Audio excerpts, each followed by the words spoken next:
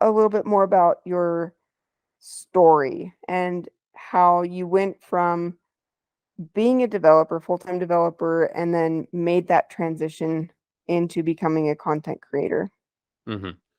Um, so I first got so out of university, I sort of ended up doing a very sort of typical development kind of pathway. I did my sort of placement program through the university, worked there for a bit after that, went to a adjacent sort of company after that.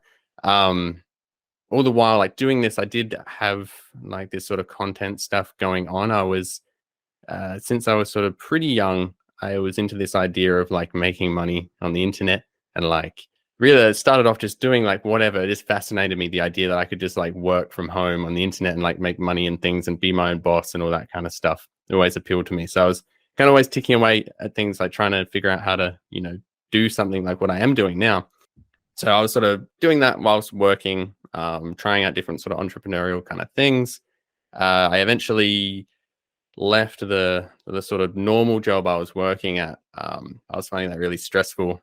The structure, it wasn't great. I was kind of like put into a situation where I was kind of like a dev lead kind of role, as someone who is a very fresh graduate kind of thing, no project management experience, not a role I should have been in, but I was in charge of these sort of students who were being used to like create real products for like real clients. And I just had the clients calling me and complaining and things all the time. It was a really bad experience.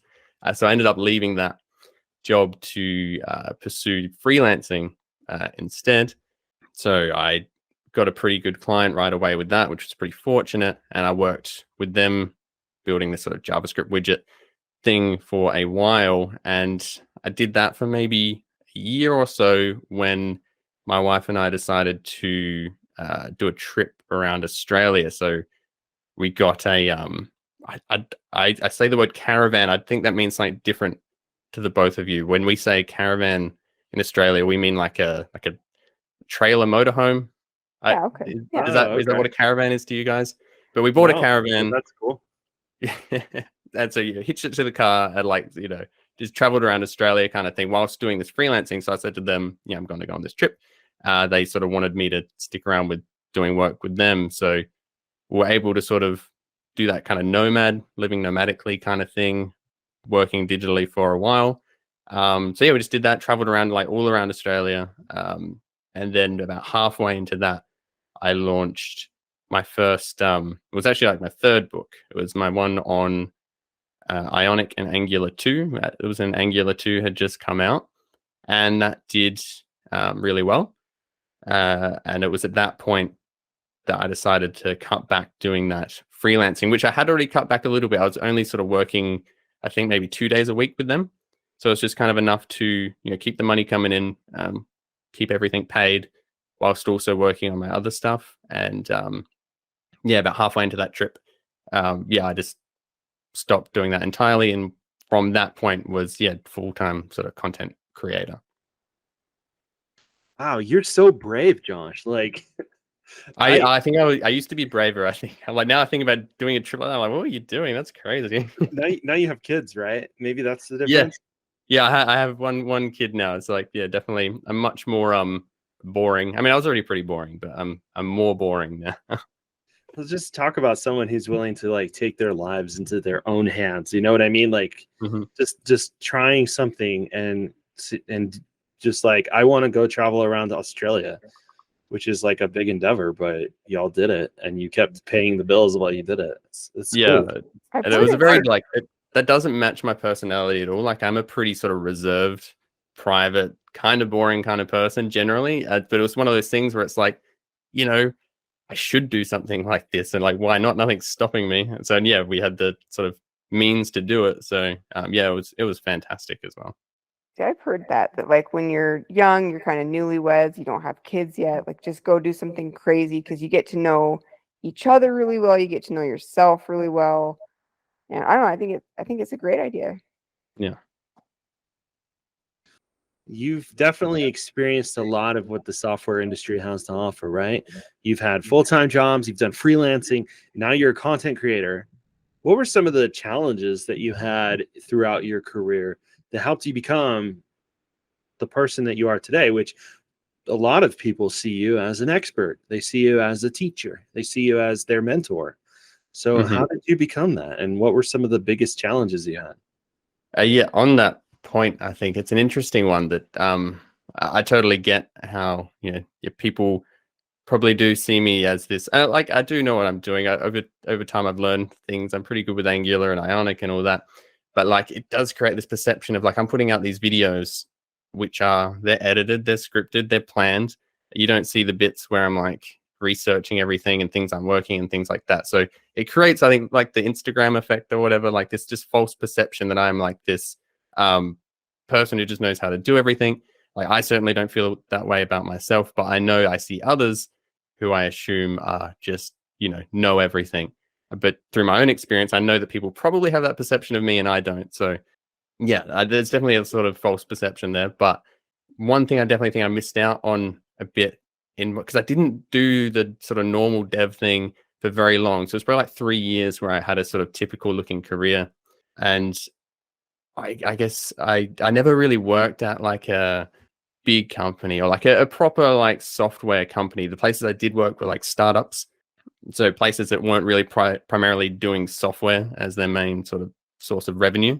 So yeah, I definitely lack that. I think I would have liked to do, even today, I sort of fantasize about like maybe I should go work at like some place, or I think you at Cisco, right? Yeah, like places exactly like Cisco who have like these big teams of like great developers, places like Narwhal as well. I'm like, man, to just be able to like work with a bunch of developers who are really cool and we're like working on the same mission kind of thing would be great. Because yeah, I definitely missed that in my career. So it's something I've kind of had to fill in myself, I think. And so if there's been a challenge, maybe there's making up for that, I think, because you can definitely in this space, I think, fall into stagnating, I guess, especially if you're making money doing the content that you're doing. You just keep doing that content and don't really grow as a developer. So I've very intentionally tried to get into things and learn things, and Twitter's been great, talking to people on Twitter. There's been a bunch of people on there who sort of help, kind of be my pretend co-workers. Like, I've never really had like co-workers like that, so I kind of pretend Twitter's like my co-workers. So they're great for like Chow Tran is just on there like telling you stuff in some of your Yep. videos. I'm like, I was going to mention I feel like Chow. that guy's my friend too. Yeah, he's practically my mentor at this point without his knowing it. Yeah, I've got so much great advice from Chow, and yeah, a lot of my videos have stemmed from some chats with Chow and things like that. But yeah, so sort of just pushing into exploring different topics that I don't really need to.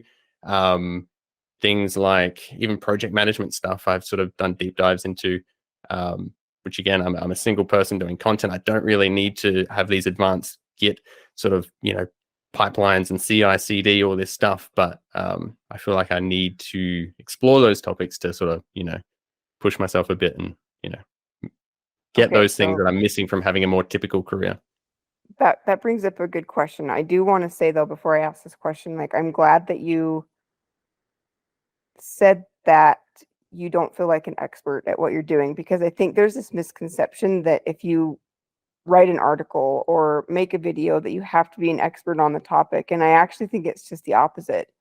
Mm-hmm. We've had so many guests on the show, including people who I think, we've heard them referred to as like Angular gods, right? Like Mishko Hevry and Igor and even Minko. And they've all said that they just like started blogging just more for their own sake than anything. Like, they wanted a way to kind of track their own learning, and so they just started blogging. But I think that's a huge misconception, that people think you have to be an expert at something to start making content about it. But I find that it's just the opposite, and that it can actually help you learn and grow as a software engineer, as a professional. But that then leads into this question. I think you were just touching on it there. You said you were choosing particular topics. So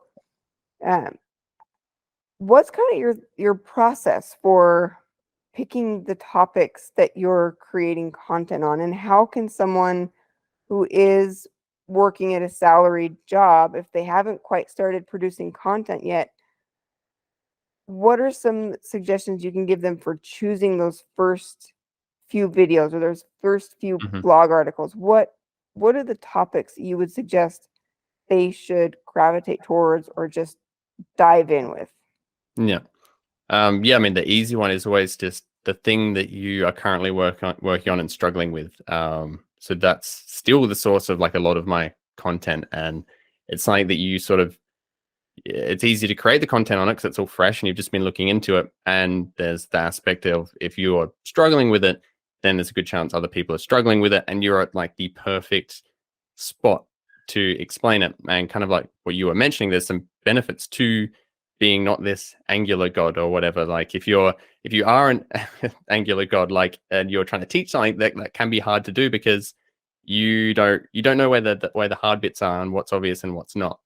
If you've just learned something, then you know that you need to explain this thing that seems maybe really obvious to someone more experienced with Angular, but you're at like the perfect spot to teach someone the thing you just learned because you know what's hard. But if you already have experience with that thing, then you might just assume that bit's easy and not really focus on explaining what's going on there. I love that. I love that because what you're saying is that you can relate to the learner and you know the pain points, you know what's hard for them, so you know how to walk them through. This is hard. Love what you're saying. Yeah, and I launched, to this day, my most successful book, my Angular 2 book. I launched that briefly after Angular 2 came out, and I didn't even use Angular JS for that long either. I'd been using Angular JS for maybe like 6 months before Angular 2 came out, so I was kind of lucky I didn't have to deal with the transition so much. But yeah, you can feel like a bit of a fraud, I think. But I was like, okay, well, how does Angular 2 work? How do I get this working with Ionic? And wrote a book about it when I did it. So I wasn't, as 5-year veteran using this technology and writing about it. But I think that there's benefits, obviously, of having the context of someone really experienced in some ways. But if you're teaching beginners, or you're just creating this content, for yourself, or just to get stuff out there is a huge benefit to being a beginner or near beginner yourself. So that's great content, I think, to focus on. And also, I find I like to lean into the things that kind of scare me a bit, or I avoid. I've gotten into, like, over the past couple of years, more like mindfulness and stuff like that. And I find it a really useful tool to like notice what you're kind of avoiding or that you're scared of, kind of thing. I think especially as devs, we can do that, like areas that might seem scary, like, I don't know, testing, for example, and you kind of just have this blank spot in your mind. It's like, I don't need that. I don't want that. It's not even that important. Nobody tests. Like, who even tests anyway, kind of thing. So you kind of just avoid something without even realizing it. But if you can sort of focus in and see the things that kind of make you feel uncomfortable or that scare you a bit, those are kind of indicators for me that it's like, okay, well, maybe I'm going to deep dive into this thing, understand it, and write about it. And testing was one of those things for me. Back in, I didn't do this in 2017, 2018. When I created Elite Ionic, that was sort of focused around those more advanced topics, and testing was one of those. And it's one of those things that, with the imposter syndrome and stuff like that, I'd been coding for a while. I didn't really know how to do unit testing or anything like that. And it made me feel like I'm not that great or something. And obviously you don't need to know how to unit test to be a good developer, but it was something that I felt uncomfortable about, made me feel insecure, and I avoided it. So I'm like, okay, I'm gonna lean into this. I'm gonna learn this thing, and and created some good content around it. I'm gonna say one more thing. I know Erik has some questions and things he wants to say, but I heard this excellent quote this last week that I loved, and it goes right along with what you're saying. And it was, don't let the scary, like capital S, don't let the scary keep you from doing that which could change your life. I loved that thought. It goes really well with what you're saying. So I'm going to hypnotize our listeners for a bit here with my mystical powers. All right.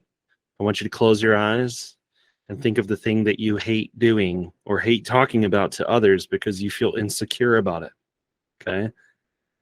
Now, what Josh just said is to go do that thing, to go learn it, to go try it on your own. And that's the hint. That's the hint. That's a very good hint to your success. Go figure out how to teach that thing. you know? Didn't we have, I believe it was with Deborah Carrata, and it was on the episode where she was talking about imposter syndrome.